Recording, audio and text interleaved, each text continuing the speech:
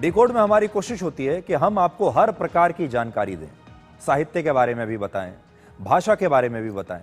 इसलिए आज हम आपके लिए एक ऐसे शब्द को डिकोड कर रहे हैं जिसकी चर्चा पूरी दुनिया में हो रही है, और यह शब्द है पैरा सोशल। क्या आपने इस शब्द का नाम सुना है?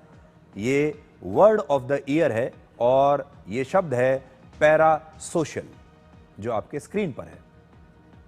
इसे कैम्ब्रिज डिक्शनरी ने वर्ष 2025 का वर्ड ऑफ द ईयर चुना है, और इस डिक्शनरी के मुताबिक पैरा सोशल का मतलब होता है एक तरफा रिश्ता।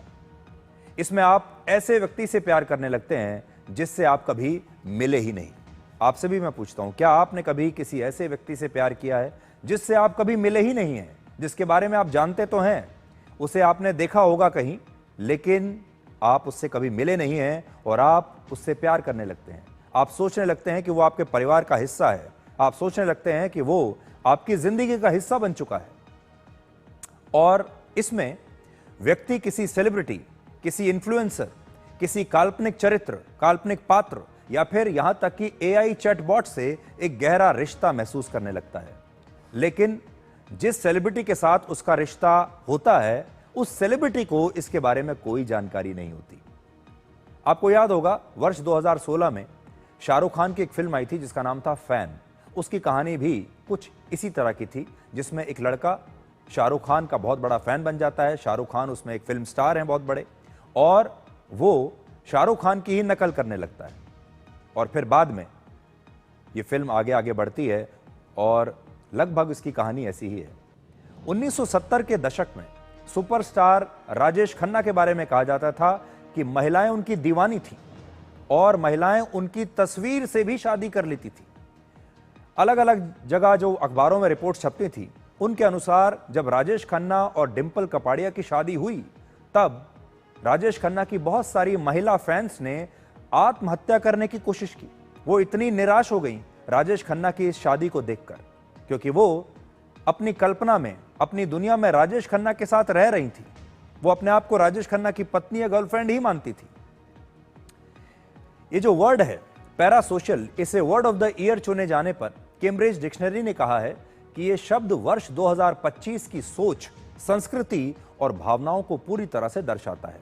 यह शब्द हमारे आधुनिक समाज का आईना है। सोशल मीडिया पर हाइपर कनेक्टेड होने के बाद दुनिया में लोग पहले से ज्यादा अकेले हो गए हैं। आज सभी को किसी न किसी रिश्ते की जरूरत है। आज रिश्ते वर्चुअल हो गए हैं और घनिष्ठता आउटसोर्स हो गई है। पैरा सोशल शब्द पहली बार 1956 में यूनिवर्सिटी ऑफ शिकागो के दो समाजशास्त्री डोनाल्ड हॉटन और रिचर्ड वोल ने इस्तेमाल किया था। उन्होंने ये देखा कि टीवी देखने वाले लोग अक्सर एंकर्स और एक्टर्स को अपना करीबी समझने लगते हैं। इस विषय पर हॉलीवुड में वर्ष 1982 में एक फिल्म भी आई थी जिसका नाम है द किंग ऑफ कॉमेडी। इस फिल्म में मशहूर अभिनेता रॉबर्ट डे नीरो एक ऐसे जुनूनी फैन का किरदार निभाते हैं जो ये कल्पना कर लेता है कि उसका एक मशहूर टॉक शो होस्ट के साथ गहरा रिश्ता है, लेकिन वो होस्ट उसे जानता तक नहीं था।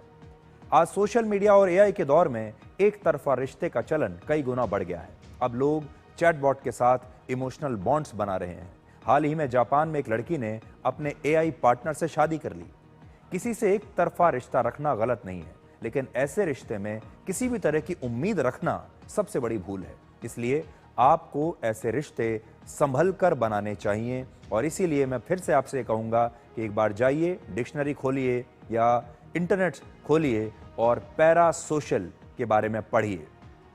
ये एक मानसिक स्थिति है जिसमें आप एक ऐसे व्यक्ति के साथ अपना रिश्ता बना लेते हैं जिस व्यक्ति को आप जानते तक नहीं हैं, जिस व्यक्ति से कभी जानते तो हैं, जिस व्यक्ति से कभी जीवन में मिले तक नहीं है। एक छोटा सा ब्रेक, और ब्रेक के बाद आपको डिकोड जिंदगी में दिखाएंगे आज का विचार।